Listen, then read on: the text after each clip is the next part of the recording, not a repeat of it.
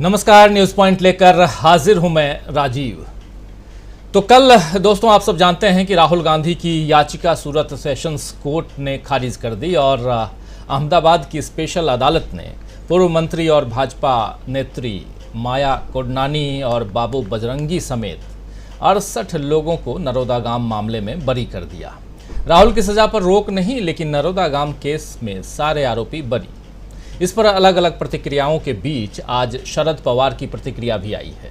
शरद साहब जो हैं, पवार साहब जो हैं, वो कह रहे हैं कि सत्ता पक्ष न्यायालय का दुरुपयोग कर रहा है, देश में लोकतंत्र की हत्या हो रही है। पवार साहब इन दिनों सुर्खियों में हैं, आप सब अच्छी तरह से जानते हैं, इसलिए उनका जिक्र यहाँ ज़रूरी भी है।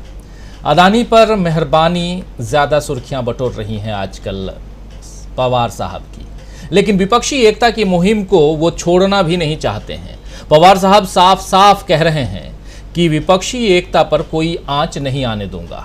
इधर टीएमसी सांसद महुआ मोइत्रा ने भी आज बड़ा खुलासा करते हुए कहा है कि गौतम अदानी उनसे मिलना चाहते थे। किनसे? महुआ मोइत्रा से। लेकिन महुआ ने मिलने से इनकार कर दिया। महुआ उन तमाम विपक्षी नेताओं को भी हिदायत देती हैं कि जब तक सच सामने ना आ जाए तब तक अदानी से दूरी बनाकर रखना ही उचित होगा। लेकिन इसके साथ साथ ये भी कहती हैं कि मेरा मकसद विपक्षी एकता को में खलल डालना नहीं है, लेकिन विपक्ष को भी ये सोचना होगा कि किससे मिलना है, किससे नहीं मिलना है। जिसमें सबसे टॉप लेवल पे जो नाम आज की तारीख में चल रहा है वो है गौतम अदानी साहब का। तो गौतम अदानी साहब मिलना क्यों चाहते थे महुआ मोइत्रा से, ये तो महुआ बताएंगी, या महुआ न भी जाने तो गौतम अदानी साहब ही बताएंगे, जिनसे हमारा कोई संपर्क नहीं है, कोई नाता रिश्ता नहीं है, इसलिए हम इस बात को आप तक नहीं रख पाएंगे। लेकिन इस बीच आज पीएम मोदी साहब सिविल सर्विस डे में उसके समारोह में भाषण देने पहुंचे थे। और आपको याद होगा कि कुछ दिन पहले मोदी साहब सीबीआई के समारोह में भी गए थे। जी, सेंट्रल इन्वेस्टिगेशन ब्यूरो जो है उसमें गए थे, और जहां उन्होंने भ्रष्टाचारियों पर नकेल कसने का आह्वान किया था। उसके बाद बहुत सारे भ्रष्टाचारियों के यहाँ सीबीआई के छापे पड़ने लगे थे, सो कॉल्ड भ्रष्टाचारी, लेकिन उसमें राजनेता ज़्यादा। ये जो भ्रष्टाचारी है कोटेड वो बीजेपी की तरफ से बोल रहा हूँ, अपनी तरफ से नहीं बोल रहा हूँ, या सीबीआई अगर उनको ऐसा माने तो शायद उनकी तरफ से। लेकिन खैर, आज जब नौकरशाहों के बीच पीएम नरेंद्र मोदी भाषण दे रहे थे तो उन्होंने सियासी दलों पर नकेल कसने की बात कह डाली, और कुछ इस अंदाज में कही कि सियासी दल जो हैं वो सरकारी पैसे का कैसे दुरुपयोग करते हैं, कैसे अपनी छवि चमकाने के लिए राजनेता जो हैं वो सरकारी पैसे का उपयोग करते हैं, और कैसे अपनी पार्टी की छवि को आगे बढ़ाने के लिए, जनता के बीच छवि सुधारने के लिए, बनाने के लिए सरकारी धन का दुरुपयोग कर रहे हैं। लेकिन ये तो पूछा जाना चाहिए कि मोदी जी, आप भी अभी से नहीं, 2014 से तो आप प्रधानमंत्री हैं, उससे पहले मुख्यमंत्री थे, 2000 से लेकर के अब 2023 तक इसमें क्या क्या कुछ हुआ है आपसे बेहतर और कौन बता सकता है। लेकिन यहाँ सुन लेते हैं कि प्रधानमंत्री जी कह क्या रहे थे, जरा उनकी जुबानी सुन लें, जो बात यहाँ मैं रख रहा हूँ, उसके बाद चर्चा आगे बढ़ाते हैं। सुनिए जरा। जो राजनीतिक दल सत्ता में आया है वो टैक्स पेयर्स मनी का इस्तेमाल अपने दल के हित के लिए कर रहा है या देश के हित के लिए कर रहा है, उसका उपयोग कहां हो रहा है ये आप लोगों को देखना ही होगा। दोस्तों,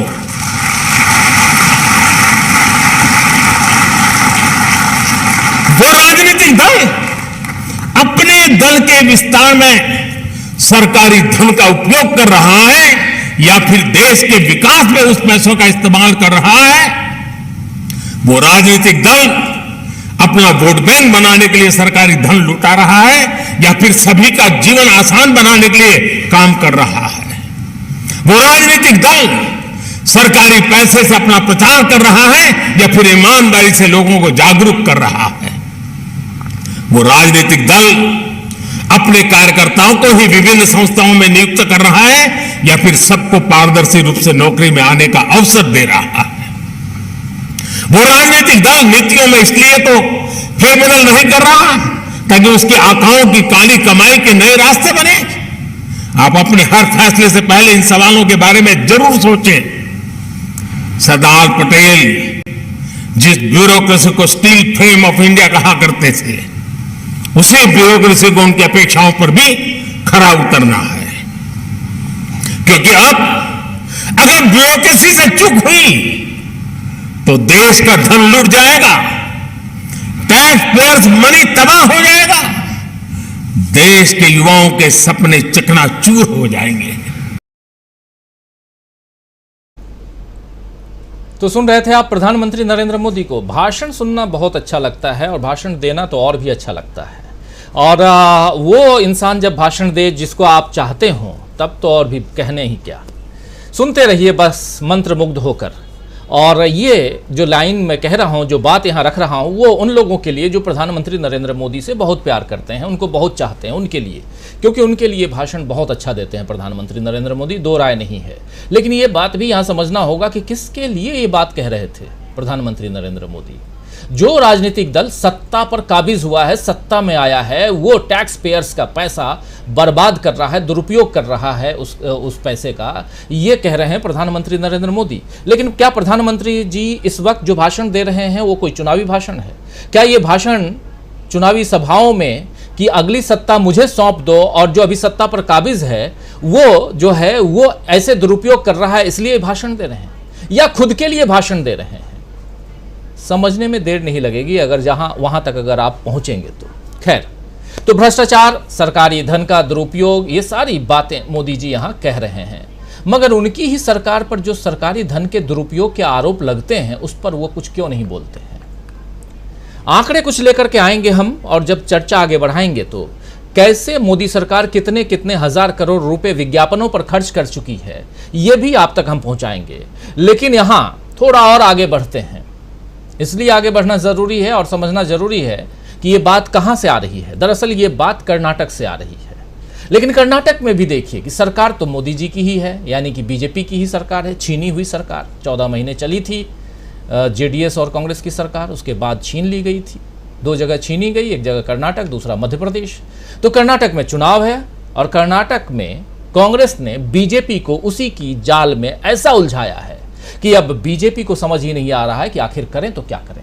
चाहे भ्रष्टाचार का मामला हो या बीजेपी नेताओं के बागी होकर कांग्रेस ज्वाइन करने का मामला हो, क्या उसी का फ्रस्ट्रेशन यहां निकाल रहे हैं प्रधानमंत्री नरेंद्र मोदी? ये समझना मुश्किल नहीं है, आगे बढ़ेंगे और समझेंगे। कांग्रेस बीजेपी से 20 दिखाई दे रही है। आइए सुन लेते हैं रणदीप सुरजेवाला को। रणदीप सुरजेवाला जो है वहां के प्रभारी हैं, कांग्रेस के नेता हैं। सुनिए जरा क्या कुछ कह रहे हैं। आदरणीय साथी, सवाल ये नहीं है कि प्रधानमंत्री किससे बात करते हैं। सवाल ये है कि देश के प्रधानमंत्री ने आज एक नैतिक जघन्य अपराध किया है। नैतिक तौर से प्रधानमंत्री जी का जो ऑफिस है उस पर एक प्रश्न चिन्ह खड़ा कर दिया है। प्रधानमंत्री जी ने आज अलेज्ड जो करप्शन है, 40% कमीशन है, उसको कंडोन कर दिया है, उसके लिए माफीनामा लिख दिया है। प्रधानमंत्री जी ने आज 40% कमीशन भाजपा सरकार के व्यवहार पर, चरित्र पर, कार्यकुशलता पर, जो उनकी 40% कमीशन की कार्यकुशलता है, बदनामी है, उस पर मोहर लगा दी है। प्रधानमंत्री जी ने आज कह दिया है कि भाजपा के नेताओं की जिंदगी और उनके वर्कर्स की जिंदगी का कोई महत्व नहीं। प्रधानमंत्री जी ने आज कह दिया है कि सत्ता प्राप्ति के लिए वो तथाकथित भ्रष्टाचार के आरोप में मंत्री के आगे भी बिछ जाएंगे और वो राउडी शीटर फाइटर रवि के आगे भी झुककर नमस्कार करेंगे, किसी तरह से वोट मिल जाए। प्रधानमंत्री जी ने आज कर्नाटक आने का और कर्नाटक के लोगों से मत मांगने का नैतिक अधिकार खो दिया है। क्या यह सच नहीं कि श्री ईश्वरप्पा को बतौर मंत्री के इसलिए बर्खास्त किया गया क्योंकि भाजपा के नेता संतोष पाटिल ने उन पर और उनके सहयोगियों पर 40% कमीशन की रिश्वत का आरोप लगाकर सुइसाइड नोट लिखकर आत्महत्या की थी। इसीलिए ईश्वरप्पा जी को बर्खास्त किया गया था और दरकिनार किया गया था। प्रधानमंत्री ने संतोष पाटिल की बेवा से बात तो की नहीं, प्रधानमंत्री संतोष पाटिल के घर तो गए नहीं, प्रधानमंत्री ने उनके बेटा बेटी या भाई या पिता से बात तो की नहीं। प्रधानमंत्री उनको मना रहे हैं, उनके आगे पलक पावड़े बिछा रहे हैं जिसको 40% कमीशन के आरोप में बर्खास्त किया गया था। उन्होंने आज सत्यपाल मलिक पूर्व गवर्नर की बात को साबित कर दिया कि मोदी जी को करप्शन से परहेज नहीं है। तो तमाम आरोप सीधे प्रधानमंत्री नरेंद्र मोदी पर, वो भी कहां से, तो कर्नाटक से रणदीप सिंह सुरजेवाला कह रहे हैं। जो बातें आप सुन रहे थे और आखिर में जो लाइन उन्होंने सत्यपाल मलिक की वो भी बहुत महत्वपूर्ण है। सत्यपाल मलिक साहब ने जो खुलासे किए हमारे ही चैनल पर आप सब जानते हैं, डीवी डायलॉग में प्रशांत टंडन जी से बातचीत के दौरान उस खुलासे के बाद हड़कंप मच गया और अलग अलग लोगों ने अलग अलग इंटरव्यू लिए और उस इंटरव्यू में भी वही बातें आगे दोहराई गई, बताई गई। लेकिन सत्यपाल मलिक साहब को अब सीबीआई से भी नोटिस पहुंच चुका है और उस पर भी हम चर्चा करेंगे।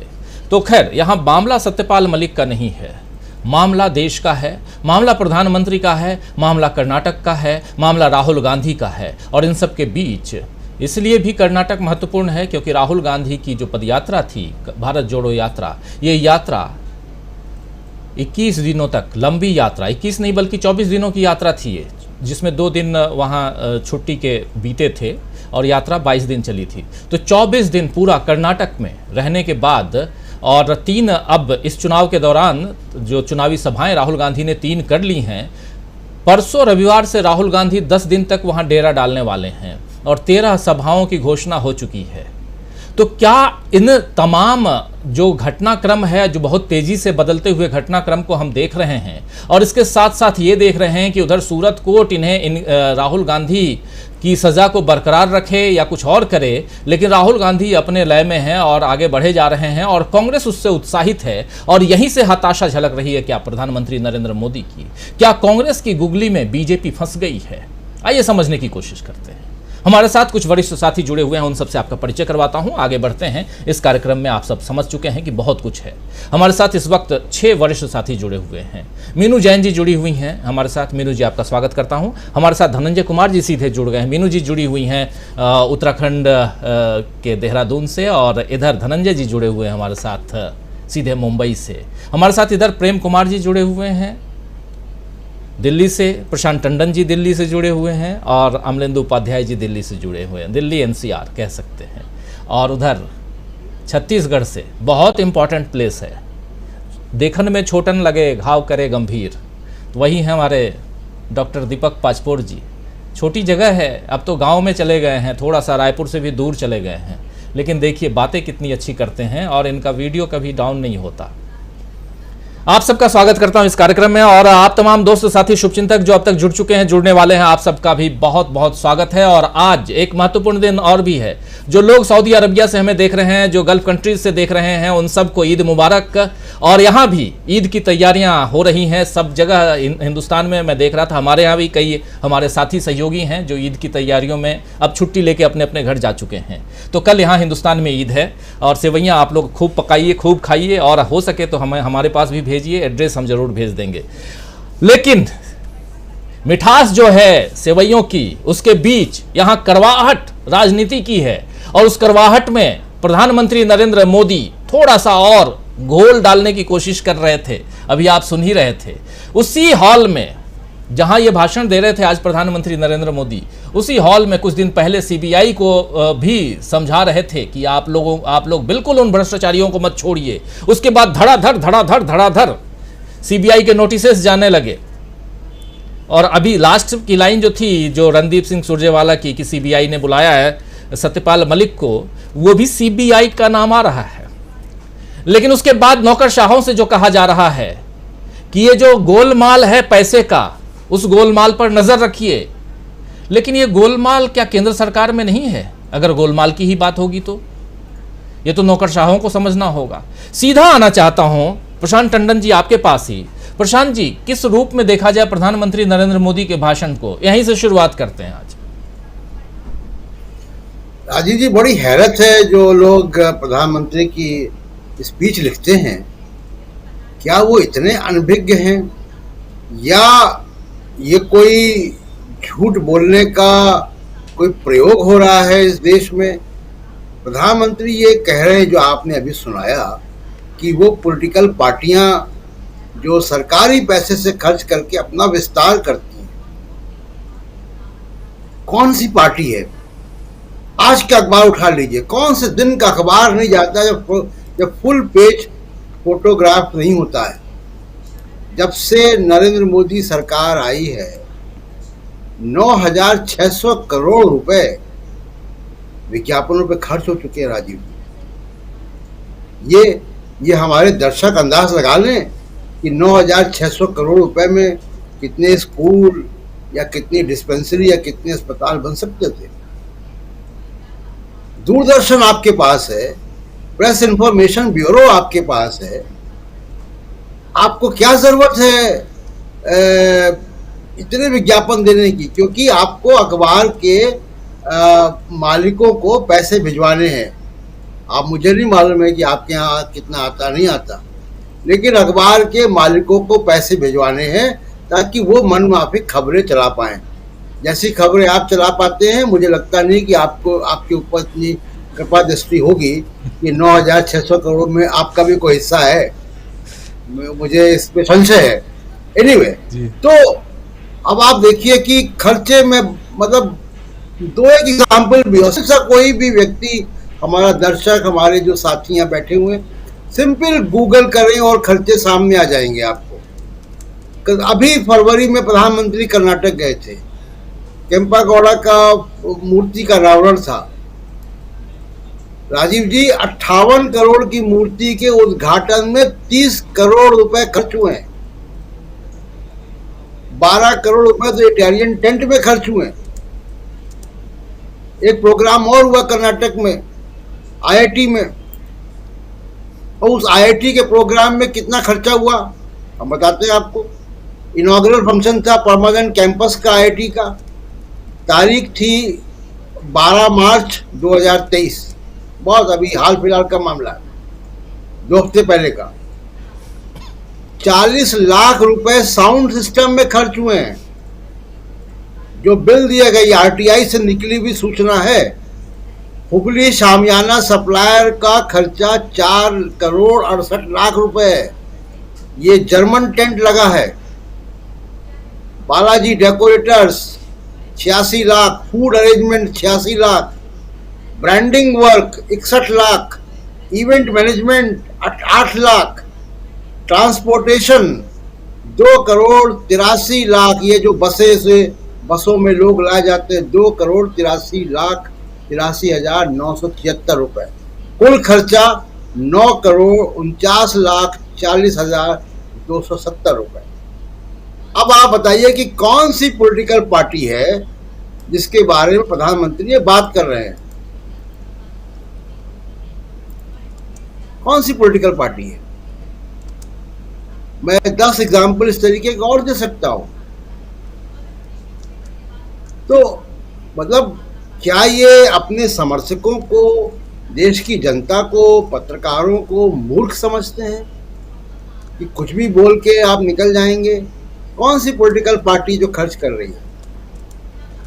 मैं अपने दर्शकों से कहता हूं और आपसे, आप लोगों से भी, आज ही का अखबार उठा लीजिए, कोई भी राष्ट्रीय अखबार उठा लीजिए, उत्तराखंड का विज्ञापन छपा है, फोटो से लगी हुई है, फुल पेज विज्ञापन है। तो ये क्या, ये पैसे क्या मतलब मोदी जी अपनी एलआईसी तोड़ के दे रहे हैं?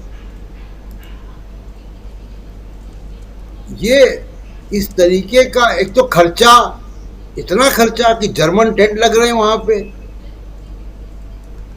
और मैंने ऐसे टेंट देखे हैं इनके प्रोग्राम के, मतलब उसमें बड़े बड़े कूलर लगते हैं, बड़े इंतजाम होते हैं।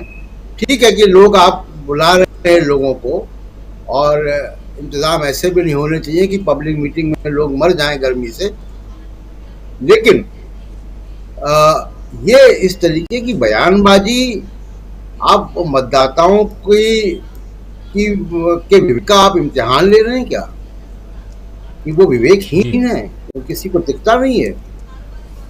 और इनके स्पीच राइटर्स में मुझे हैरत है, तो प्रधानमंत्री पद पे बैठे हुए लोग, और भारत कोई बहुत अमीर देश नहीं है, और मैं कह रहा हूं अमीर देश हो भी, टैक्स पेयर की मनी को इसने विलासिता में खर्च करना,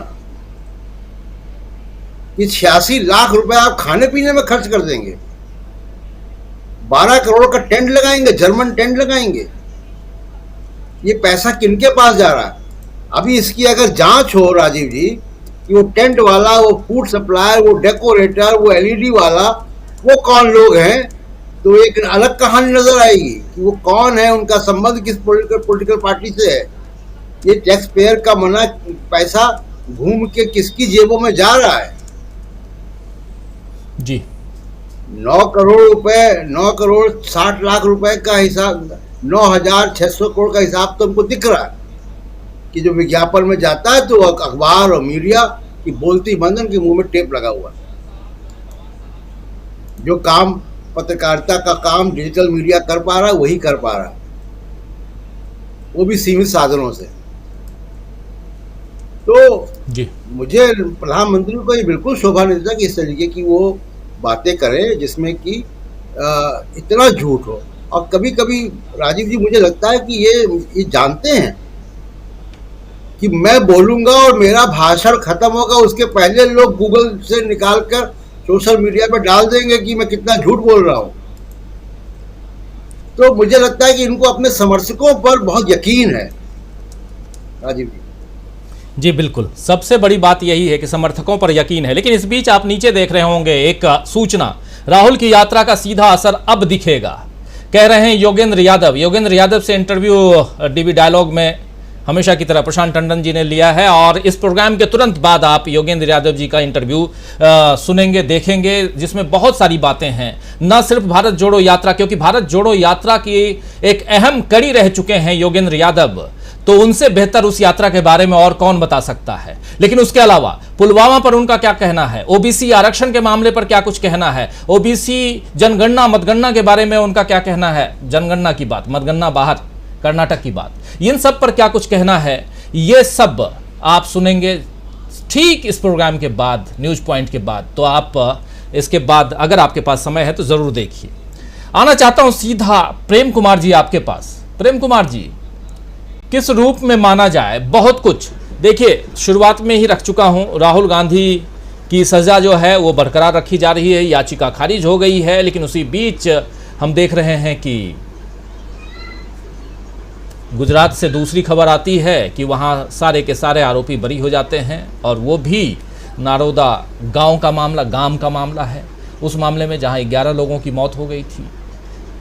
लेकिन दूसरी तरफ प्रधानमंत्री जी हैं, तीसरी तरफ कर्नाटक का चुनाव है, और इन सब के बीच जो कुछ भी हो रहा है पॉलिटिक्स में, उसमें आज की तारीख में चूंकि कांग्रेस और बीजेपी आमने सामने है कर्नाटक में, और मोदी जी का ये भाषण क्या कांग्रेस के लिए था या दिल्ली के मुख्यमंत्री अरविंद केजरीवाल साहब के लिए था, ये भी समझने की कोशिश करते हैं आपके जरिए कि वो अरविंद केजरीवाल जी को कह रहे थे, जहां विज्ञापनों की बात बार बार आती है। लेकिन आज की अभी केजरीवाल जी पर निशाना साधना कितना जायज और क्यों?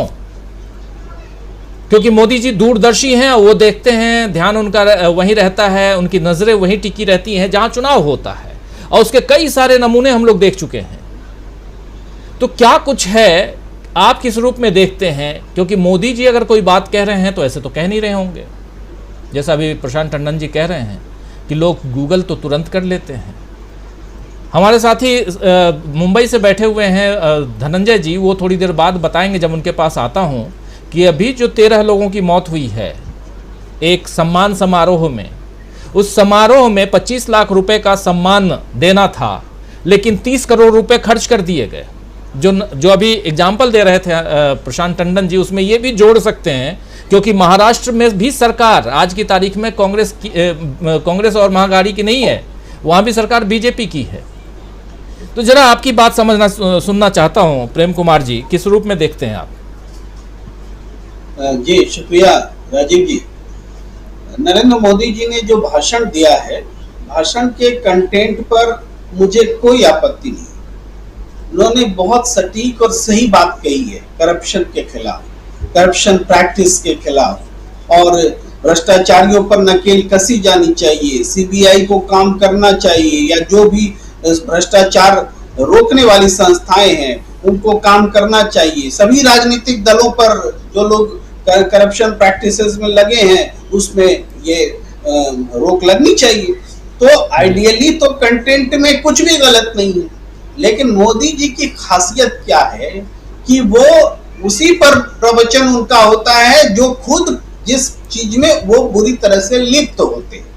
अब है कि इन चीजों को जो प्रशांत टंडन जी बता रहे हैं, इन चीजों को मुद्दा बनाएगा कौन, सबके सामने लाएगा कौन?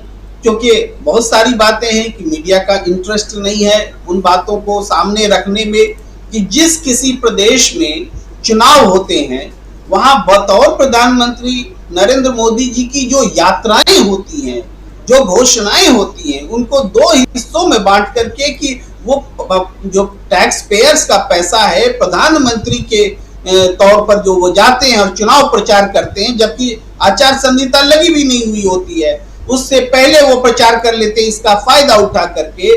तो ये जो पैसा टैक्स पेयर्स का पैसा है, इसको कौन बताएगा और इस पर कौन नकेल कसेगा? विज्ञापनों पर खर्च जो प्रशांत टंडन जी बता रहे वो आंकड़ा सामने है, उन आंकड़ों को कैसे जोड़ा जाएगा कि ये टैक्स पेयर्स का पैसा राजनीतिक प्रपंच के लिए या दूसरे मकसद से खर्च किए जा रहे हैं? ये फैक्ट्स जो हैं, ये सबसे बड़ी चुनौती है आज के समय में मीडिया के भी सामने, और जो सरकारी संस्थानें जो ये अपनी जिम्मेदारी का निर्वाह नहीं कर रही हैं, तो जिम्मेदारी का निर्वाह करें सरकारी संस्थानें। ये ऐसा कैसे मुमकिन होगा जबकि सत्ताधारी दल का संरक्षण प्राप्त है, उसके इशारे पर वो काम नहीं कर रहे? यही वो दुविधा है जो उनके आइडियल भाषण को ही करप्ट बना देता है। भाषण का कंटेंट आइडियल होते हुए भी वो एक्चुअली करप्टेड है। उसमें आप बोल सकते हैं जैसे फाइल्स करप्ट हो जाती है, उनका भाषण करप्ट हो चुका है, क्योंकि ईमानदारी नहीं है, कर्तव्य नहीं है, ये बातें हैं। हम ये देखते हैं कर्नाटक में चुनाव हो रहा है। कर्नाटक निश्चित रूप से आपने बहुत सही बात कही कि जहां के मंत्री बर्खास्त हुए, लेकिन उनको सजा तो नहीं हुई। जांच में उनको कन्विक्ट माने प्राइमरी जांच में ही उनको बरी कर दिया गया। तो कैसे होता है कि एक कार्यकर्ता जो कि इल्जाम लगा करके लिख करके अपनी जान दे देता है, लेकिन उस मामले की जांच नहीं होती सही से। उसके बाद हिंदू जो मठ है, लिंगायत मठ, वो सीधे करप्शन का आरोप लगाते हैं कि 40% 30% करप्शन लिए बना हमारा काम भी नहीं हो रहा है, लेकिन फिर भी हिंदुओं के बीच ये उद्वेलित नहीं करता मुद्दा, और वो हिंदुत्व के झंडा बरदार बने हुए रहने का दिखावा करते हैं। अलग बात है कि कर्नाटक के लोग जवाब देंगे, हम ऐसी उम्मीद रखते हैं। ये सारी चीजें हैं कांग्रेस को और विपक्षी दलों को घेरने के मकसद से। ये एक इशारेबाजी है, प्रधानमंत्री की ये इशारेबाजी है, सभ्य भाषा में आइडियलिज्म की बात बोलते हुए कि हम भ्रष्टाचार मिटाने का संकल्प ले रहे हैं, और ये भ्रष्टाचार सिर्फ दूसरी तरफ है, उनके इधर भ्रष्टाचार नहीं है। जो वो बोल नहीं रही है उसका मतलब निकलता है। तो ये जो संकेत में जो इशारा कर रहे हैं संस्थानों को कि आप एक्शन लीजिए, चुनाव है वहां पर एक्शन लीजिए, वो उसका नमूना है। हम ये कहना चाहते हैं और भी बात वो ये कि अदालत में कई घटनाएं एक साथ घट रही हैं, उसको जोड़कर देखने की जरूरत है कि क्या हो रहा है देश में। कि आप देख रहे हैं आज साकेत में गोली चल गई अदालत के भीतर।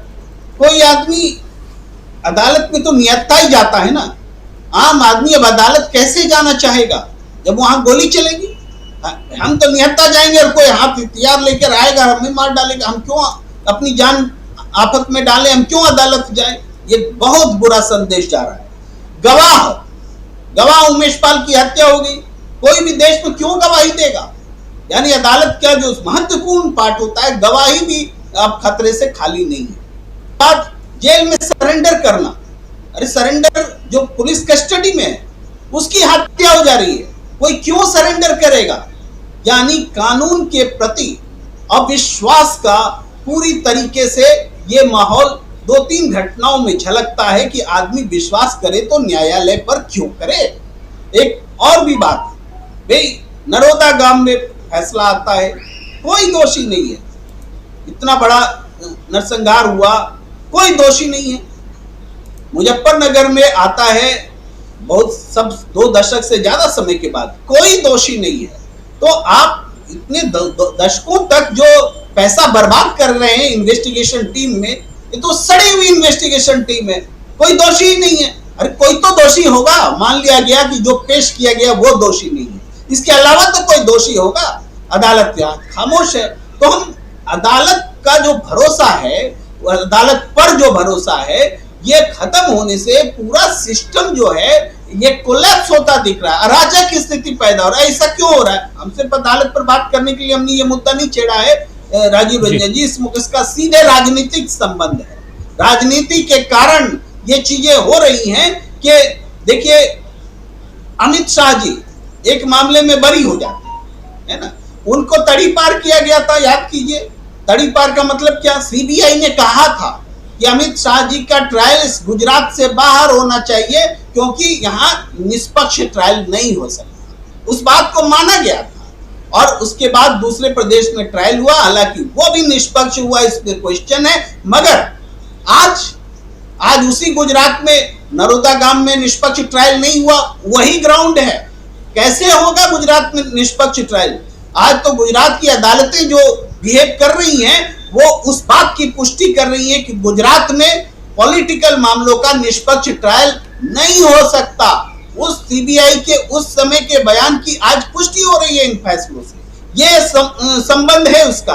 बहुत लोग कहते हैं कि अतीक अहमद को गोली मार दिया तो ठीक किया, गोली मार दिया तो ठीक किया। क्यों? क्योंकि अदालत में तो न्याय हो ही नहीं पा रहा। आज ही में एक प्रवक्ता उलझ रहा था, उनका कहना था कि अदालत में न्याय नहीं हो पा रहा था तो अगर मार ही दिया तो क्या हुआ? अब बताइए, अगर यही पैमाना हो जाए तब तो न्याय नहीं हुआ, नरोदा पाटिया में भी सारे लोगों को मार ही दीजिए, फिर क्या हो जाएगा? फिर अमित शाह जी को भी क्यों जिंदा रहना चाहिए? वो बरी हो गए, न्याय ही नहीं हो पा रहा है। ये तो मैं नहीं चाहता किसी को मारा जाए, ये तो गलत प्रैक्टिस है, ऐसा होना नहीं चाहिए, लेकिन कुतर्कों की बात कर रहा हूं। तो ये पूरी तरह से पॉलिटिकली, चूंकि सिस्टम में पॉलिटिक्स घुस गया है, अदालतें प्रभावित हो रही है कि गुजरात के फैसले एक खास किस्म से आएंगे और दूसरे स्टेट में फैसले कुछ किसी अलग किस्म से आएंगे, पुलिस कहीं किसी और तरीके से व्यवहार करेगी। ये सारा सिस्टम, और प्रधानमंत्री इशारों में बात करेंगे, आदर्श की बात करेंगे, भ्रष्टाचार मिटाने की बात करेंगे। वो एक संकेत है विपक्ष के लिए, इससे ज्यादा कुछ जी एक संकेत राजनीति और इस किस ढंग की राजनीति के संकेत हैं, ये समझने की ज़रूरत है। मीनू जी, आपके पास आना चाहता हूं।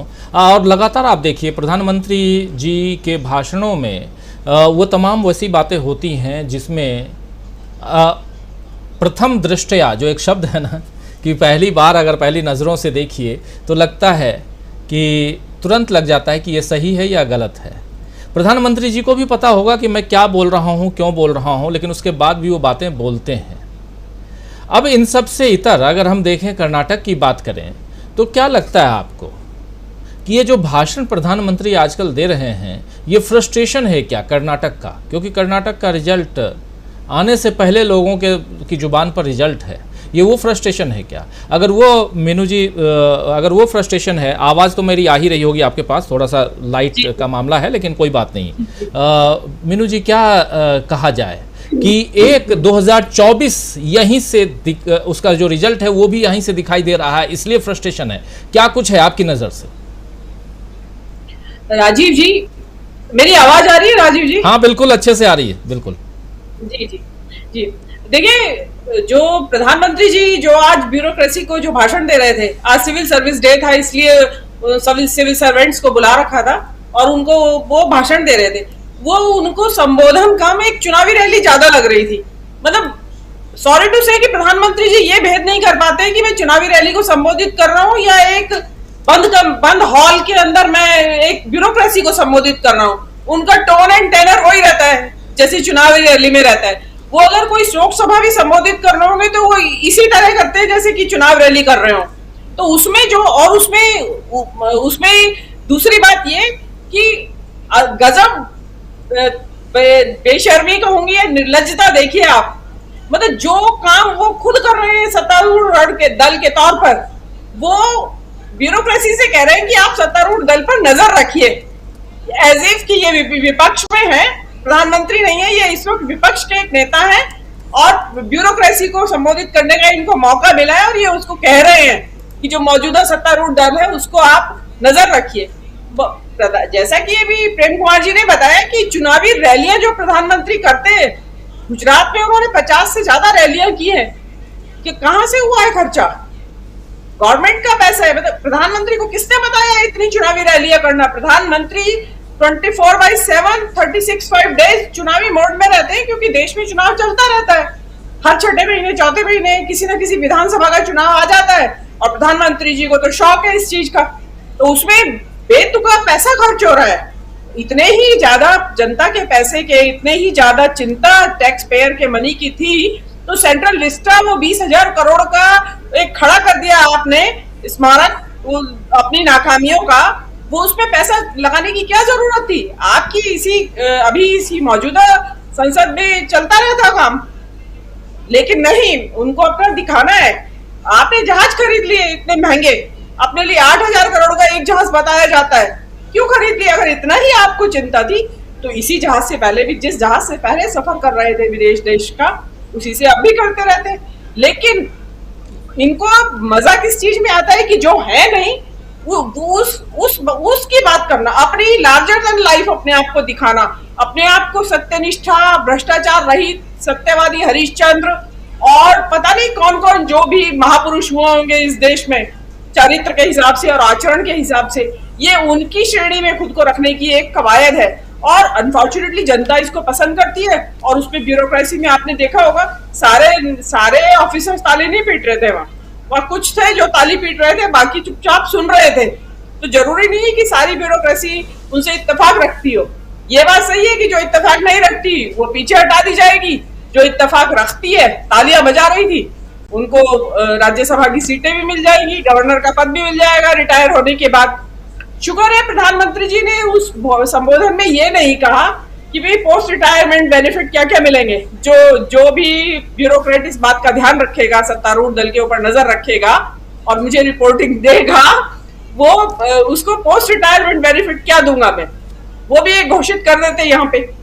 तो प्रधानमंत्री जी का तो बौखलाहट तो साफ है। जो आज जैसा कि आपने कर्नाटक के बारे में सवाल पूछा, आज देखिए प्रधानमंत्री जी उसी नेता को फोन कर रहे हैं अपने, जिसको कि उन्होंने टिकट नहीं दिया, ईश्वरप्पा, बड़े सीनियर मोस्ट नेता मंत्री, जिनकी वजह से 40% करप्शन का मामला प्रकाश में आया और इतना बड़ा एक वहां पे चुनावी मुद्दा बना हुआ है इस वक्त। तो ये वही चीज है जो हिमाचल वाली जो घटना याद करिए आप, कृपाल परमार को टिकट नहीं दिया गया था और मोदी जी उससे मना रहे थे कि तुम इंडिपेंडेंट क्यों खड़े हो गए, बैठ जाओ। अब मोदी जी को क्योंकि ऐसे ही कर्नाटक में हार दिखाई दे रही है सामने खड़ी हुई, तो वो ईश्वरप्पा को फोन कर रहे हैं। तो अब वो किस मुंह से फोन कर रहे हैं? क्यों? क्योंकि उनको लगता है कि जैसे कि देश की जनता को 37% जनता को उन्होंने अंधा बना रखा है या अंधभक्त बना रखा है, तो ईश्वरप्पा की बुद्धि भी घास चरने गई होगी। फॉर्चुनेटली कर्नाटक के नेताओं की बुद्धि जो है ना, भाजपा के नेताओं की बुद्धि घास चरने उतना नहीं गई हुई है जितनी नॉर्थ इंडिया में गई हुई है। आप देखिए वहां के भाजपा के पूर्व मुख्यमंत्री, पूर्व उप मुख्यमंत्री और कई वरिष्ठ नेता जो हैं वो भाजपा छोड़ के कांग्रेस में शामिल हुए हैं। ये एक बहुत बड़ी घटना है। देखिए आज जब कांग्रेस को लोग छोड़ के जा रहे हैं, ऐसे में कर्नाटक में भूतपूर्व मुख्यमंत्री और उप मुख्यमंत्री का अपनी भाजपा छोड़ के कांग्रेस में आना तो एक बहुत बड़ी घटना है और वो फ्यूचर के जो होने वाला है वहां पे उसका तरफ संकेत दे रही है कि कौन सी पार्टी सत्ता में आ रही है। तो अब आप करते रहिए। अब ये जैसे भी नंदनी का ही मामला था, ये भी तो चुनावी बौखलाहट में गलत कदम उठाया इन्होंने, अननेसेसरी कांग्रेस के हाथ में मुद्दा दे दिया, विपक्ष के हाथ में इन्होंने मुद्दा दे दिया डेयरी का। अब ये चाहते हैं कि पूरे देश के ऊपर भाई जैसे गुजरात के दो नेता और ब्यूरोक्रेसी राज कर रही है, इसी तरह इवन कोऑपरेटिव भी गुजरात की ही राज करे। अरे भाई दूध तो लोकली पूरे इंडिया में पैदा होता है, उसको सेंट्रलाइजेशन कैसे कर सकते हैं आप कि सबका दूध का सारा धंधा और दूध से बने पदार्थों का सारा धंधा अमूल के हवाले कर दिया जाए या अमूल के हाथ में सब सारे देश की ये हो एकाधिकार हो ही नहीं सकता। तो कोऑपरेटिव का मतलब ही खत्म हो गया। कोऑपरेटिव का मतलब ही सहकारिता है, एकाधिकार नहीं है कोऑपरेटिव का मतलब। लेकिन इनका क्या है कि जहां भी प्रॉफिट का धंधा दिखाई देता है वहां क्योंकि खून में व्यापार है तो पैसा कमाने पहुंच जाते हैं वहां पे। और रही बात ये नरोदा पाटिया की, जो नरोदा गांव की जो बात आ रही है जिसमें कि 68 अपराधियों को इन्होंने, आरोपियों को इन्होंने क्लीन चिट मिल गई है, वो राजीव जी वो बीबीसी की डॉक्यूमेंट्री का जवाब है इंटरनेशनल कम्युनिटी को। उनका ये है कि हाँ कर लो, तुम क्या बिगाड़ सकते हो, मेरे ठेंगे पे हो तुम लोग, जिनकी तुम बात कर रहे हो, जिन्हें तुम बीबीसी की अपनी डॉक्यूमेंट्री भी दिखा रहे हो और दुनिया को भी दिखा रहे हो और मेरा क्रिटिसिज्म कर रहे हो, उसके जो आरोपी है वो सब छोड़ दिए, सब निर्दोष है। ये उसका उनको ठेंगा दिखा रहे हैं ये प्रधानमंत्री।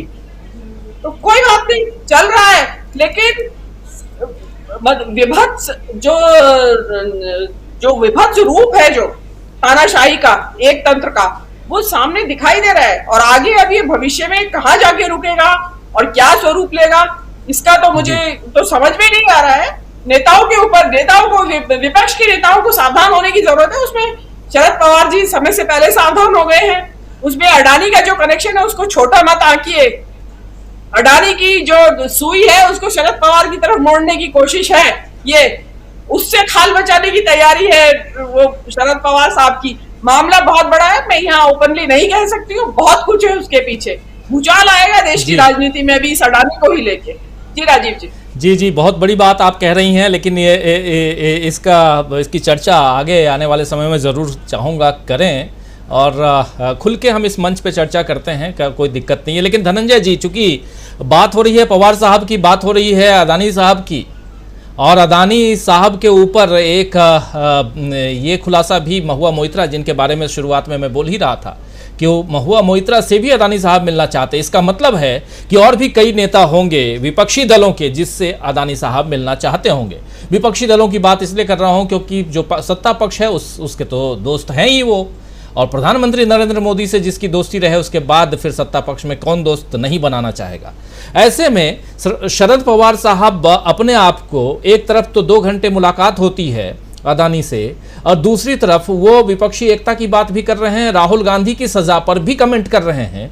क्या मायने रखता है ये? और जो कह रही हैं मीनू जी, क्या सचमुच किसी भूचाल को आप देख रहे हैं? क्योंकि आप एपी सेंटर में हैं, आप मुंबई में हैं, इसलिए आपसे जानना बहुत ज़रूरी है। और आप ऐसी जगह पे हैं जहां से कर्नाटक की खुशबू भी आ रही होगी आपके पास, और जहां से दिल्ली में क्या कुछ हो रहा है वो भी समझ में आ रहा होगा, क्योंकि सब कुछ वही है जहां पे शरद पवार हैं। देखिए, जो इतनी सारी बातें हुई उसमें ईश्वरप्पा जिस तरह से आए, प्रकट हुए, वीडियो लेकर अपना मीडिया में जो जाहिर किया उन्होंने, जिस ईश्वरप्पा की वजह से इतना बड़ा हंगामा हुआ पड़ा है 40%, और बीजेपी का कार्यकर्ता ही था जिसने आत्महत्या की, ठेकेदार जो है। तो अब सवाल है कि मोदी जी इस लेवल पे क्यों आ गए, और मोदी जी ये जो बोल रहे हैं कि भाई सरकारी पैसों का दुरुपयोग कर रहा है, बेसिकली ये अपने लिए ही बोलते हैं। आप पूछ रहे थे किसको बोल रहा है, खुद को ही बोलते हैं।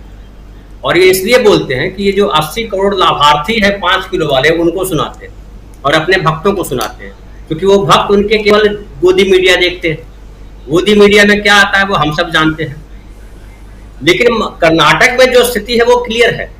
कर्नाटक में राहुल गांधी का जो आपने लिखा है कि गूगली में फंस गई बीजेपी, मैं तो कर रहा हूँ गूगली क्या, सिंपल गेंद भी डाल रहे हैं राहुल गांधी, कभी कभी झूठ मूठ के भी हाथ घुमा देते हैं तो वो जो है बीट हो जाते हैं, है ना। तो ये स्थिति में अभी बीजेपी आ गई है, और मोदी जी बिल्कुल जो है जिसको कहिए कि बदहवासी में बोल रहे हैं।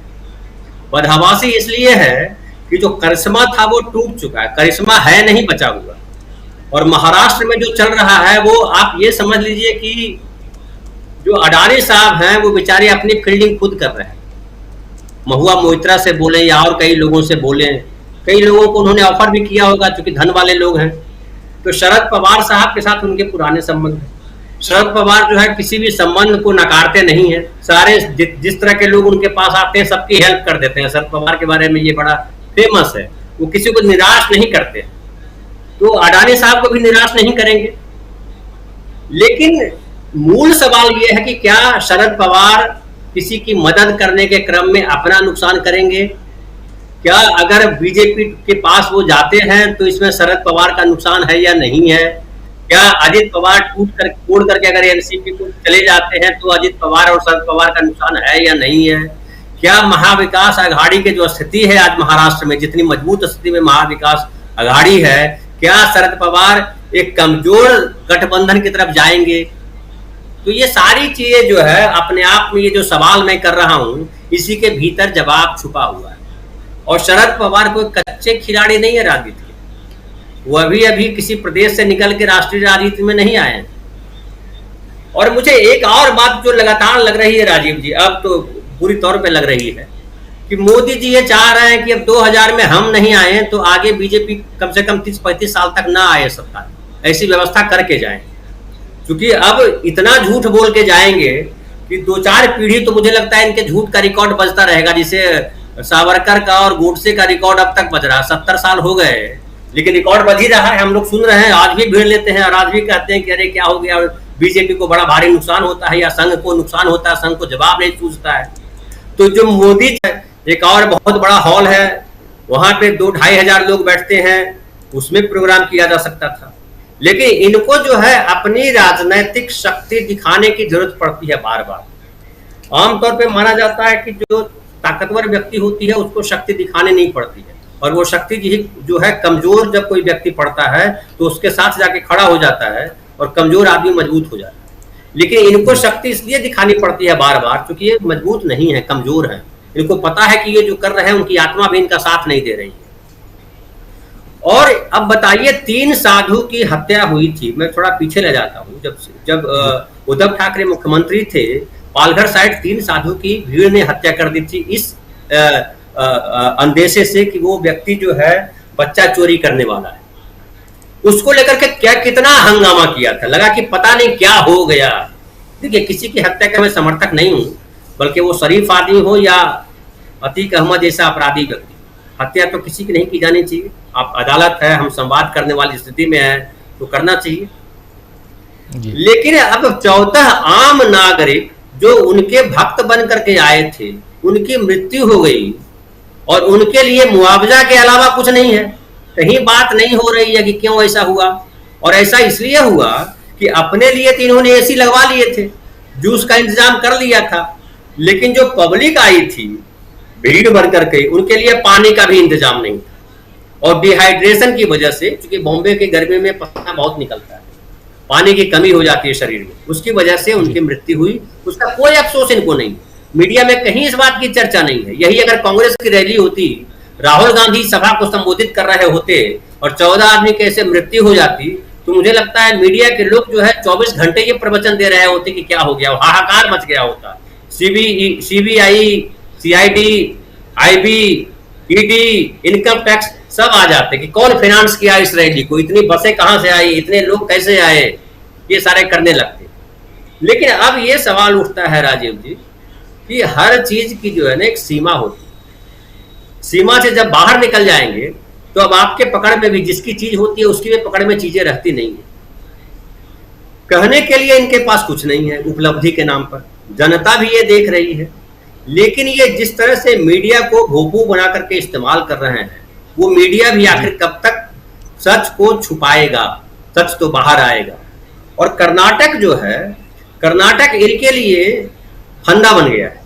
फंदा इस तरह से बन गया कि इतिहास भी अगर आप देखिए तो इंदिरा गांधी की वापसी जो है कर्नाटक से हुई थी, सोनिया गांधी का प्रवेश जो है कर्नाटक से हुआ था, और राहुल गांधी को जो इन लोगों ने पप्पू बना दिया था, वापस एक गंभीर राजनेता के तौर पे कर्नाटक में प्रवेश के बाद ही वो माने गए कि उनकी यात्रा जो है कमाल। इसीलिए आपने कहा कि 24 दिन उन्होंने दिए, लगभग 1 महीना दिया वहां। और कर्नाटक पढ़ा लिखा स्टेट है, वो उत्तर प्रदेश बिहार नहीं है। तो पढ़े लिखे प्रदेश के लोगों को समझ में आता है कि सच क्या है और झूठ क्या है। और अभी मीनू जी जो बता रही थी कि जो है जो सभा को संबोधित कर रहे थे मोदी जी, उसमें से कुछ लोग ताली भी बजा रहे थे। ताली तो डर के बजा रहे थे, ये भी बता रही हैं। लेकिन जो जिनको वो सुना रहे हैं, जिनको भाषण दे रहे थे, वो सब जानते हैं सच उनके सामने है, वो देख रहे हैं लंबे समय से। तो मुझे लग रहा है मोदी जी के पास अब पाने के लिए कुछ बचा नहीं है। और गुजरात में जिस तरह से हुआ है, या प्रेम कुमार जी जिस तरह से दिल्ली का जिक्र किया, दिल्ली चूंकि केंद्रीय गृह मंत्रालय के अंतर्गत आता है, तो व्यवस्था क्या है, उत्तर प्रदेश में व्यवस्था क्या है, वो हम सब देख पा रहे हैं। उसके बाद बिहार में जिस तरह से गए अमित शाह जी और दंगा भड़काने में और घी का काम किया, वो भी सब लोगों ने देखा। अभी बिहार शरीफ में पकड़े जा रहे हैं लोग, इनके बजरंग दल और वगैरह वगैरह के लोग, कोई साथ नहीं आ रहा है, इनके नेता भाग रहे हैं उससे कि क्या करे। मनीष कश्यप को उकसाया इन लोगों ने, मनीष कश्यप पे बेचारा एनएसए लग गया, अब वो बेचारा परेशान हुआ, उसके माँ रो रही है, उसके फादर रो रहे हैं, उसके फलाना रो रहे हैं, उसके रिश्तेदार रो रहे हैं। तो ये खाली फंसाने का काम करते, उकसा देते हैं और भाग जाते हैं, क्योंकि लड़ते नहीं है। अब एक और बात कही कि हमेशा रहा 24 आवर्स ये रहते हैं चुनावी मोड पे।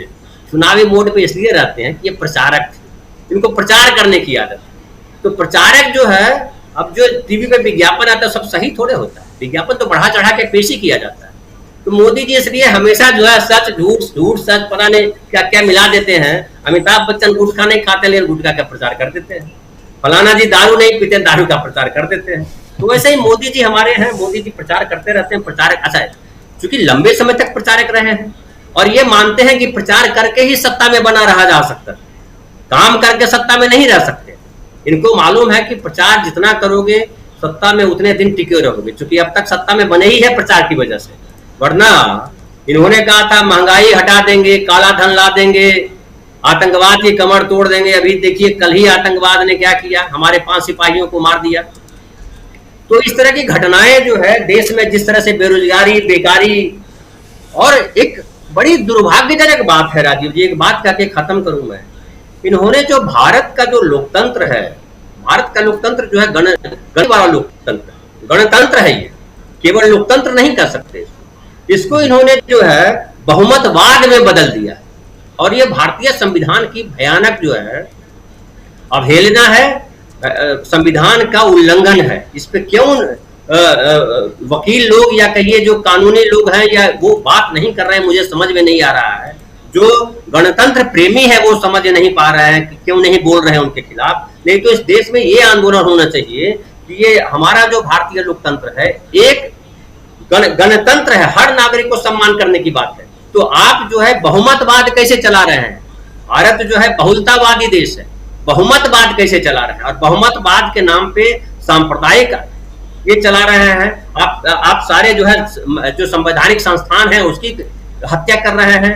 अब कोर्ट ने जिस तरह से फैसला दिया है, गुजरात में जो चल रहा है, क्या लगता है आपको कि हाई कोर्ट कुछ अलग फैसला देगा? और एक मतलब ये तो इतिहास में लिखा जाएगा। और मुझे लगता है जो कानून के जो पढ़ने वाले बच्चे होंगे उनको ये पढ़ाया जाएगा गुजरात में पिछले कुछ सालों में जो ये हुआ है। और एक और बात देखिए, अदालत अपने आप में सर्वगुण संपन्न नहीं है। उसकी दिक्कत यह है कि वो जांच एजेंसियों के चार्जशीट पे डिपेंड करती है कि जांच एजेंसियां किस तरह का चार्जशीट डालती है, किस तरह के सबूत देती है, किस तरह के गवाह लेकर के आती है। तो जांच एजेंसियों का क्या हाल है वो देख रहे हैं। तो अदालत ऐसे, अच्छा उसमें से अदालत में जो जज बैठे हैं वो भी अगर झुक जाए किसी एक तरफ तो फिर तो बड़ा ही हास्यास्पद और दुर्भाग्यजनक हो जाएगा। वही स्थिति है। तो मुझे लग रहा है ये जो बीजेपी कर रही है, जो 70 साल में नहीं हुआ वो 8 साल 9 साल में कर दिया है, अब इनके लिए पूरा हो चुका है। और कर्नाटक की जनता जो है इनको अच्छा सा सबक सिखाएगी, ऐसा मुझे दिखाई पड़ रहा है। जी, डॉक्टर दीपक पाचपोर जी, आपको भी लगता है कि कर्नाटक की जनता जो है वो बीजेपी को अच्छा सा सबक सिखाने जा रही है? अनम्यूट कर लीजिए। जी ठीक है। ये जो आज जो भाषण दिया गया ये अपने आप में बहुत ही अचरज भरा है और निश्चित रूप से इसको जो है सभी लोग अपने अपने हिसाब से देखेंगे, कर्नाटक की जनता भी देखेगी। और कर्नाटक में जो कुछ डेवलपमेंट हुआ है, जिस तरीके से मोदी जी ने ईश्वरप्पा को फोन किया, तो ये सारी चीजें जो है खुल के आ रही हैं। लेकिन ये जो ब्यूरोक्रेट्स को जो संबोधित किया है राजीव जी, इसके ऊपर मैं थोड़ा सा बोलना चाहता था। मुझे ऐसा लगता है कि ब्यूरोक्रेट्स ने भाषण सुनते समय मोदी जी का ईश्वर को धन्यवाद दिया होगा कि हमें 2 कान प्रदान किए गए ताकि आप एक कान से सुनिए और दूसरे कान से निकाल दीजिए। सही बात तो यह है कि मोदी जी जो कुछ बोल रहे हैं वो ब्यूरोक्रेट्स उस पर निश्चित रूप से मुस्कुरा रहे होंगे मंद मंद ही। पहली बात तो यह है कि ये जो विषय है भ्रष्टाचार वाला, ये उन्हें हर वक्त जो भ्रष्टाचार दिख रहा है चारों ओर, हर जगह हर मंच पर वो इसी की बात करते हैं। थोड़ा मुझे आश्चर्य हुआ कि उन्होंने परिवारवाद पे कैसे बात नहीं की, वो एक बड़ा मिसिंग था जैसा मुझे लग रहा है। हालांकि उनका पूरा भाषण अभी मुझे पढ़ना है क्योंकि उनके 2 प्रिय विषय है, परिवारवाद और भ्रष्टाचार। तो भ्रष्टाचार पे तो बोल गए, परिवारवाद पे कुछ बोला कि नहीं, ये थोड़ा सा और देखने की बात है। लेकिन मैं थोड़ा ये कहना चाहता था कि मोदी जी को ये बिल्कुल भान नहीं रहता कि आप किस मंच पर बोल रहे हैं। उनकी भाव भंगिमाएं देखिए, जिस तरीके से वो आज भी उसी तरीके से छाती हाथ उठाकर ये बोल रहे हैं। भाई देखिए, नौकरशाह जो है वो जो IAS IPS वगैरह बहुत सारे जो लोग होंगे नौकरशाह होंगे, वो बेस्ट जो क्रीम है हमारे देश का टैलेंट जो होता है वो सेलेक्ट होकर वहां पर आता है। उनके सामने आपको क्या बोलना है क्या नहीं बोलना, ये उनको जो है बिल्कुल इसका भान नहीं रहता। आप अगर पीछे का बैकग्राउंड चेंज कर दीजिए तो आप बिल्कुल नहीं पकड़ पाएंगे कि वो किस विषय पर बात कर रहे हैं, कौन से मंच पर बात कर रहे हैं। उनका लोकसभा में भी भाषण यही रहता है, बाहर भी यही रहता है। आप याद कीजिए 3 अप्रैल को CBI का जब वो हीरक जयंती महोत्सव हुआ, उसमें भी उन्होंने तो बिल्कुल खुली छूट दे दी थी कि जाइए टूट पड़िए मेरे विपक्षी दलों पर। आज भी उनके जो संकेत थे वो इसी तरीके के थे कि आप भ्रष्टाचार को बिल्कुल ये मत कीजिए। मैं उनका भाषण के कुछ अंश और सुना। दूसरी चीज उन्होंने बताई कि देश में 4 करोड़ लोगों ने जो है वो फेक गैस सिलेंडर ले रखे हैं। और दूसरा उन्होंने एक और मुद्दा बताया, वो भी उनका प्रिय विषय, वो है कि बहुत सारे महिला और बच्चों ने बेनिफिट जो है 1 करोड़ लोगों ने गलत बेनिफिट्स ले रखे हैं। इसके अलावा प्रशासनिक सुधारों के ऊपर उन्होंने क्या बात नहीं की। देखिए, भारत में 2 बार प्रशासनिक आयोग बने, एक बार 1966 में बना जिसके अध्यक्ष मोरारजी देसाई थे, और दूसरा 2005 में बना जिसे वीरप्पा मोइली उसके अध्यक्ष थे। उसके हाल ही में कुछ रिपोर्ट्स और पब्लिश हुई हैं, इसके 10 रिपोर्ट्स प्रकाशित हो चुकी हैं। उन रिपोर्ट्स को लेके क्या किया जा रहा है इसके बारे में मोदी जी ने कोई बात नहीं की।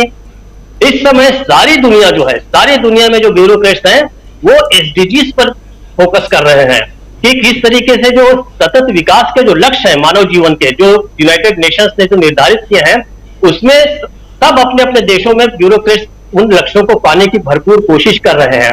कोरोना के बाद जिस तरीके से देश में बदहाली हुई है, लोग गरीबी रेखा से नीचे चले गए हैं, डाटा उपलब्ध नहीं किए जा रहे हैं, इनके बारे में कोई भी चर्चा जो है हमारे मोदी जी ने नहीं की। जबकि विषय तो ये होना चाहिए था, विषय ये नहीं कि भ्रष्टाचार, भाई भ्रष्टाचार के लिए अलग एजेंसियां आपके पास हैं, आपके पास जो है CBI है, ED है, इनको आप बोले राज्य के अंदर अपना जो आर्थिक अन्वेषण ब्यूरो होता है CID, उसको जो है वो राज्य देखता है अपने हिसाब से।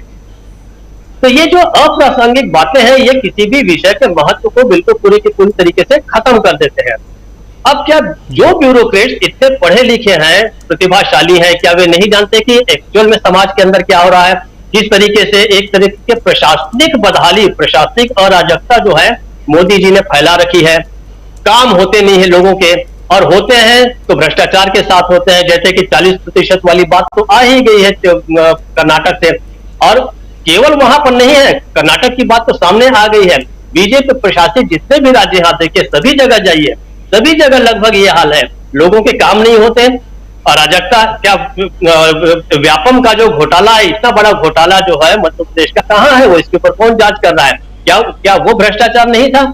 अगर आप कहते हैं कि सत्ताधारी दल के लोगों का भी आप भ्रष्टाचार पकड़िए, तो सबसे पहले तो वहां पर मध्य प्रदेश में कार्रवाई होनी चाहिए थी, उसके ऊपर कुछ नहीं हुआ है आज तक। तो कुल जमा ये जो बातें हैं, एक तरह से अब लोगों पे लगने लगा है कि ये सब जो है केवल एक खाना पूरी है बोलने के लिए। और जिस तरीके से मोदी जी ने इस चीजों को प्रेजेंट किया है, लोग समझ रहे हैं इनके चीजों का बहुत प्रभाव नहीं होता। लेकिन हाँ, इसमें सबसे जो दुखदाई बात है, दुर्भाग्यजनक है, वो ये है कि वो अधिकारियों को उकसाते हैं। मैं ये शब्द का इस्तेमाल करूंगा कि वो उकसाते हैं। और जाइए कि आप अपने इस मीटिंग के बाद जाइए और टूट पड़िए विपक्षी दलों पर, मतलब भारतीय जनता पार्टी के जो विपक्षी दल है उनके आप भरपूर उनको परेशान कीजिए। और कर भी रहे हैं, सारे ब्यूरोक्रेट्स यही कर रहे हैं, CBI ED यही कर रहा है। तो एक तरह से उनको खुली छूट देना है।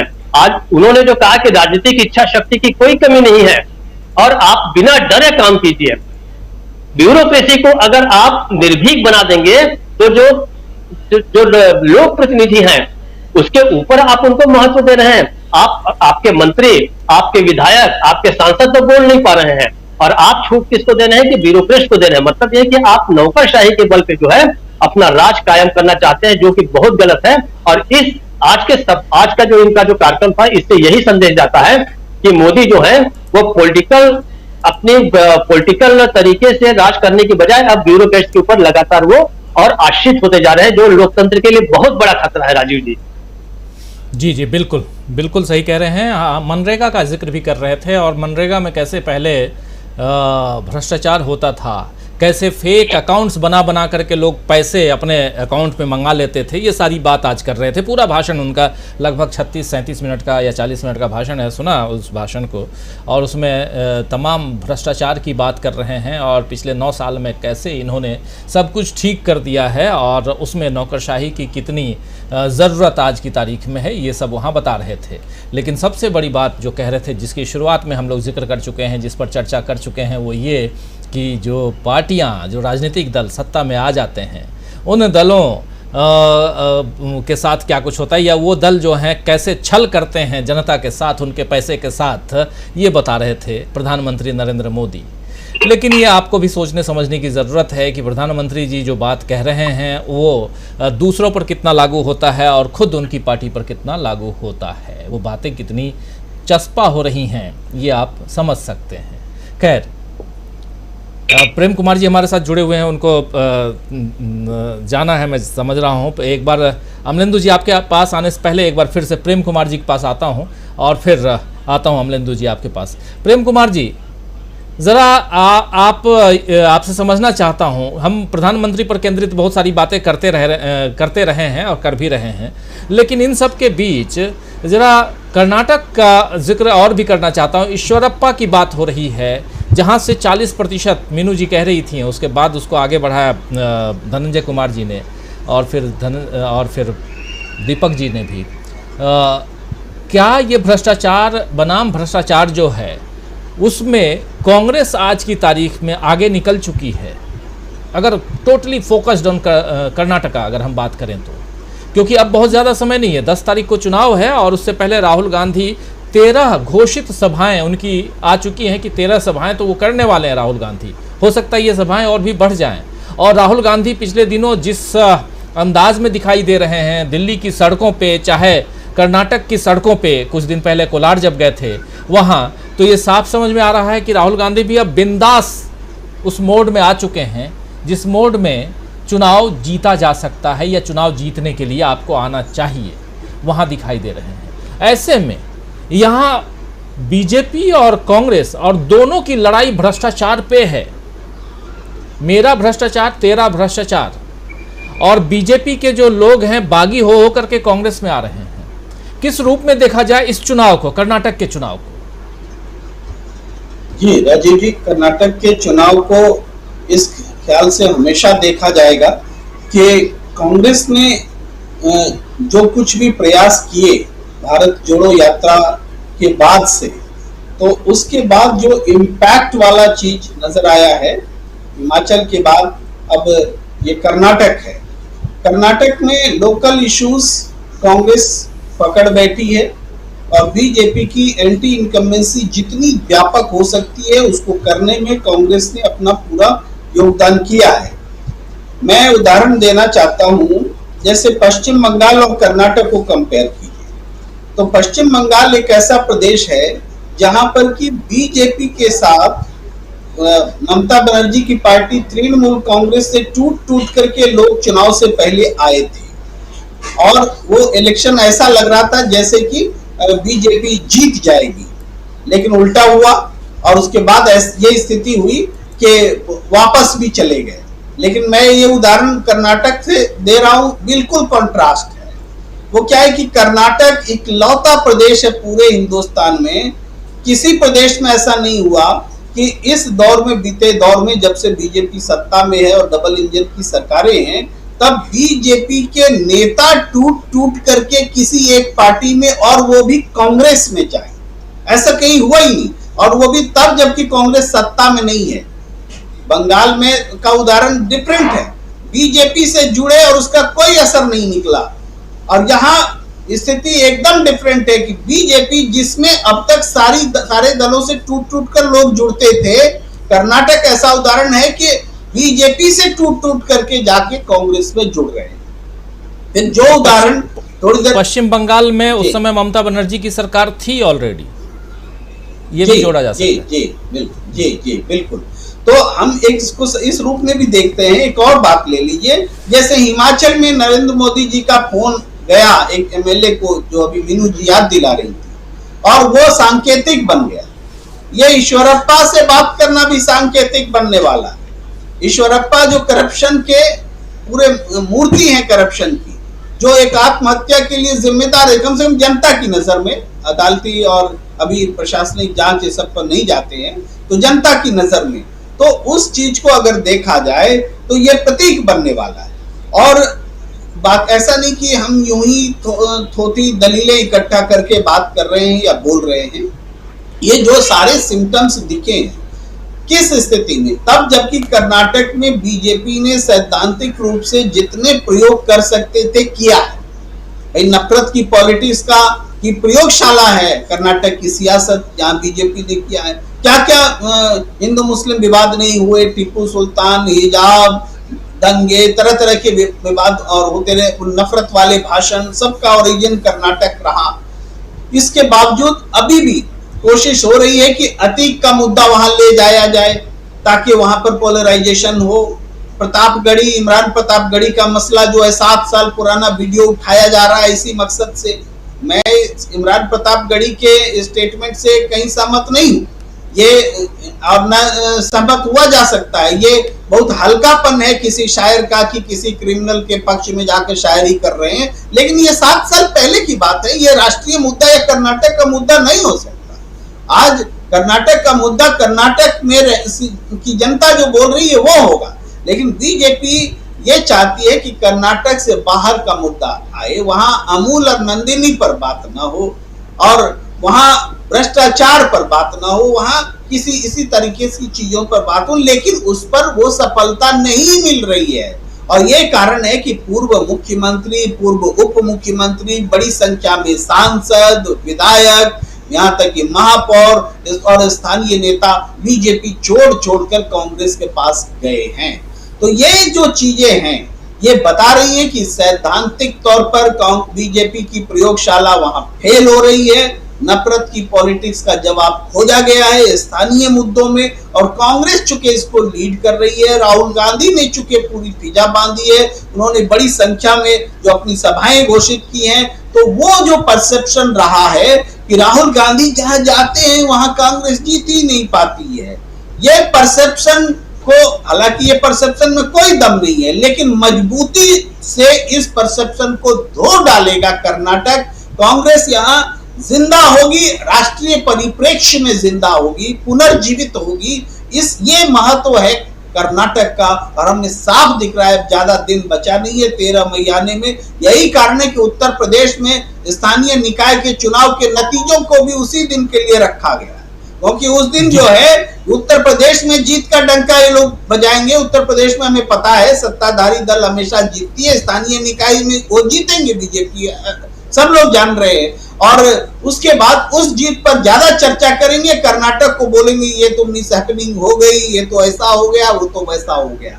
ये इसकी तैयारी कर ली गई है, हार जान रही है कि बीजेपी हार रही है। और मैं खुल करके एक आकलन के तहत मैंने जगदीश शेट्टार के कांग्रेस में आने से पहले ही ये कहा है कि बीजेपी 50 का आंकड़ा पूरा पार कर ले तो उसके लिए बहुत बड़ी उपलब्धि होगी, और जगदीश शेट्टार के जाने के बाद तो लगभग ये बात तय मानिए कि ये होने जा रही है। जी प्रेम कुमार जी कह रहे हैं कि अगर कर्नाटक में बीजेपी 50 का आंकड़ा भी क्रॉस कर ले, यानी 50 सीटें भी ले आए 224 में से, तो बहुत बड़ी बात होगी। देखिए बहुत बड़ी बात यहाँ कह भी रहे हैं प्रेम कुमार जी, कर्नाटक की बात, और कर्नाटक से बहुत कुछ बदलते हुए, हवा बदलते हुए हम देखेंगे चुनाव में। किस रूप में इसको देखा जाए आपके नज़र से, अमलेंदु उपाध्याय जी?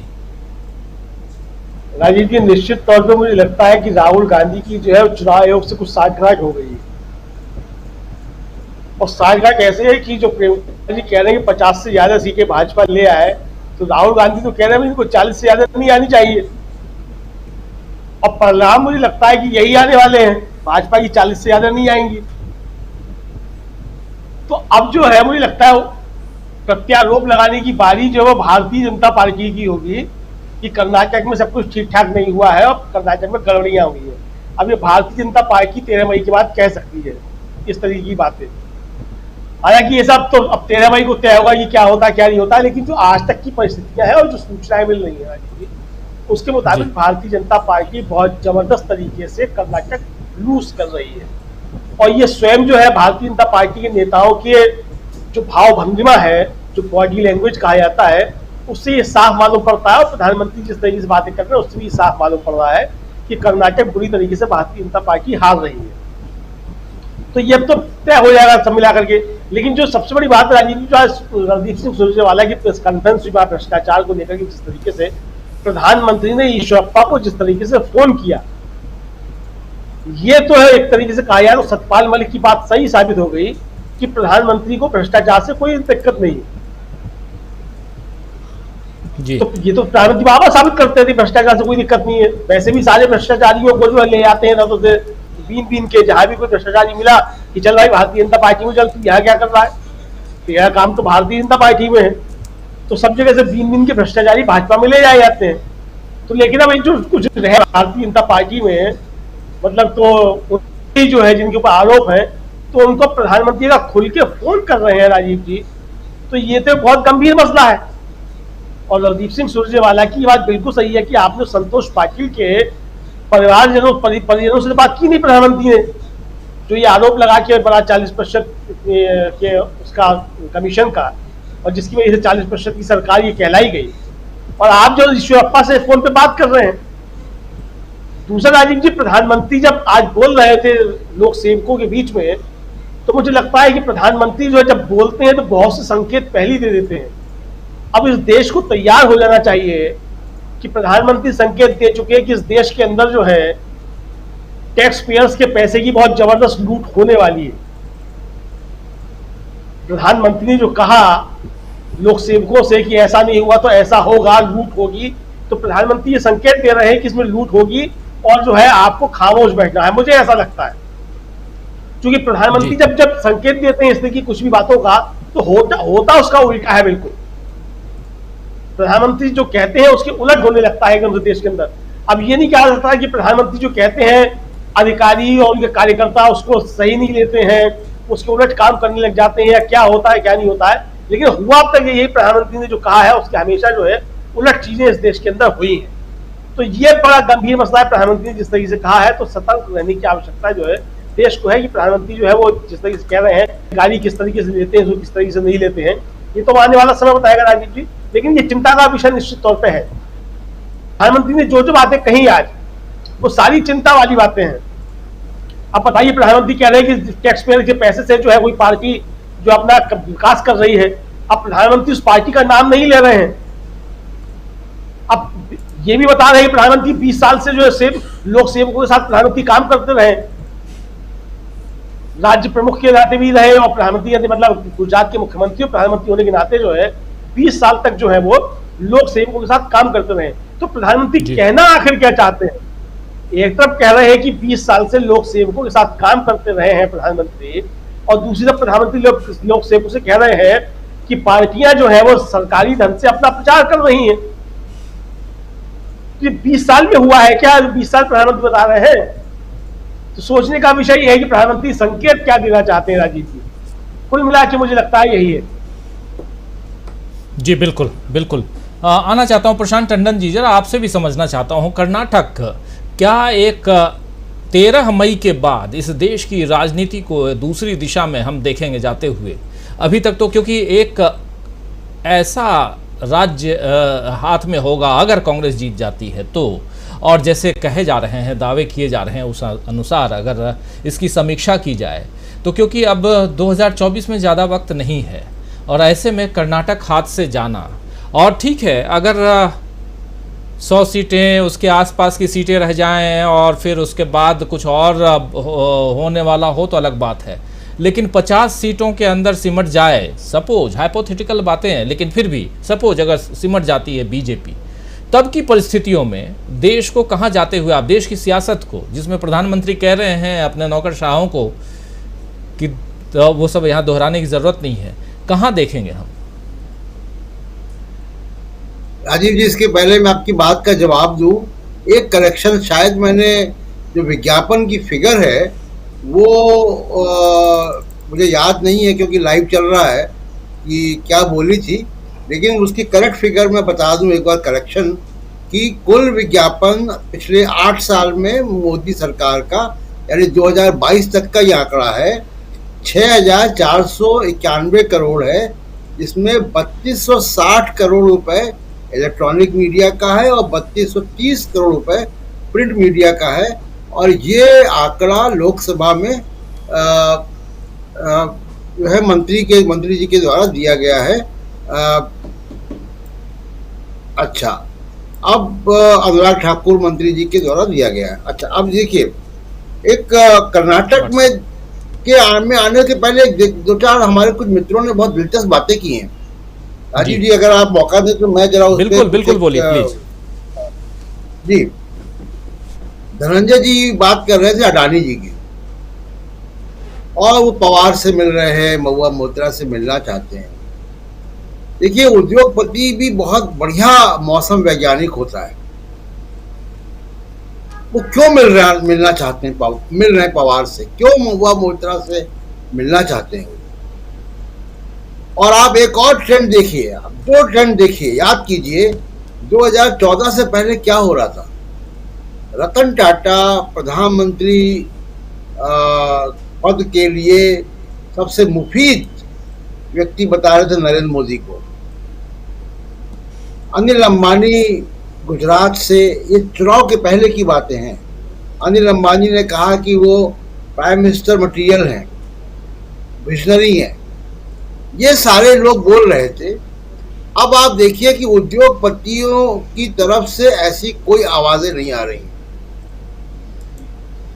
याद कीजिए, आप पिछले 1 साल, 2 साल, 3 साल में मिलते हैं कोई ना कोई प्रोग्राम में, लेकिन कोई ऐसे जो बड़े उद्योगपति हैं उनकी तरफ से ऐसे कोई बड़े बयान नहीं आ रहे हैं नरेंद्र मोदी के पक्ष में, जैसे कि 2014 से पहले आ रहे थे। अब अडानी जी की व्याकुलता क्या है? इन्होंने कोई कागज उड़ाया और हवा का रुख देख लिया जी। और ये जानते हैं कि अगली सरकार जो भी बनेगी, अगर सरकार बनती है विपक्ष की, तो उसमें वो गठबंधन की सरकार होगी और शरद पवार एक बड़ा रोल प्ले करेंगे। इसलिए, और क्योंकि महाराष्ट्र से, क्योंकि उनका पहले से परिचय है, तो पवार साहब से वो मिल रहे हैं कि कल को दूसरी सरकार आएगी और फिर वो ईडी, सीबीआई वगैरह चीज़ें होंगी और एलिगेशन बहुत गंभीर है, तो उसका ये केवियट है, उसकी रक्षा के लिए, या अगली सरकार जो है उनको तंग न करे, उसके लिए मिल रहे हैं। इसीलिए महुआ मोइत्रा के आसपास भी वो जा रहे हैं, ये कारण है। दूसरी एक बात बहुत अच्छी नरेंद्र जी ने एक और बात कही कि बड़े बड़े टेंट लगते हैं, करोड़ों रुपए के। जर्मन टेंट लग रहा है 12 करोड़ रुपए का, भी मैंने बताया आपको। जरूरत क्या है? आज की तारीख में राजीव जी, हर छोटे से छोटे शहर में एक स्टेडियम होता है। आपको हजारों लोगों को बुलाना है, स्टेडियम होता है, इंडोर स्टेडियम होते हैं। स्टेट कैपिटल में तो कई होते हैं, ऑडिटोरियम होते हैं। आप वहां क्यों नहीं करते प्रोग्राम? आप प्रधानमंत्री हैं, और किस तरीके से, क्योंकि हमारा बहुत सारा दर्शक वर्ग और सब लोग युवा हैं, लोग भूल जाते हैं कैसे मर्यादाएं बदली हैं, परिभाषाएं बदली हैं।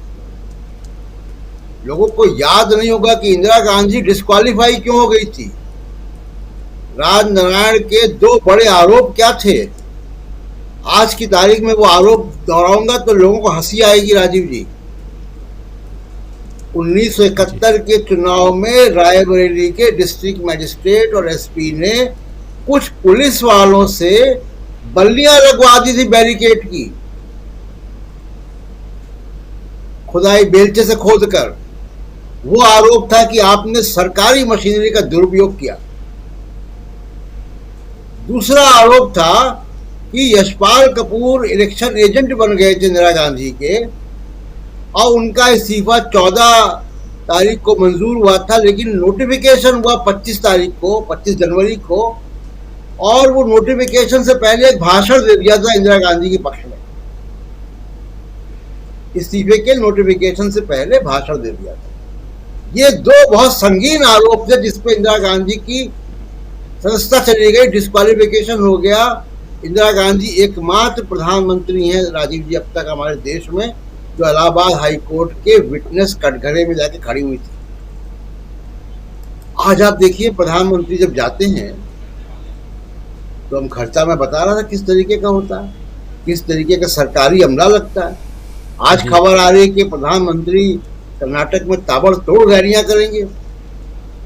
वो ताबड़तोड़ रैलियों में कितने पुलिस वाले, कितने डिस्ट्रिक्ट मैजिस्ट्रेट, कितने सरकारी अमले, कितने सरकारी खर्च लगेगा। अभी टैक्स पेयर की बात आप सुनवा रहे थे, मैंने सिर्फ इंदिरा गांधी एग्जाम्पल दिया कि आप देखिए कि कैसे बदला है नैरेटिव हमारे देश में, क्या था और कहां हम पहुंच गए हैं। अब मैं कर्नाटक की बात करता हूं जो आपका सवाल है। देखिए कर्नाटक इलेक्शन बहुत इंपॉर्टेंट होगा क्योंकि आप बार बार ऐसे कह रहे हैं कि भारत जोड़ो यात्रा का असर वहाँ पे है, दिख रहा। मेरी जो बातें हो रही हैं उससे भी है। बहुत बड़ा मिथ एक राजीव जी है कि लिंगायत वोट जो है वो बीजेपी के कंट्रोल में है। एक अभी बड़े लिंगायत नेता बीजेपी के पक्ष में, कांग्रेस के पक्ष में आ गए, जगदीश शेट्टार,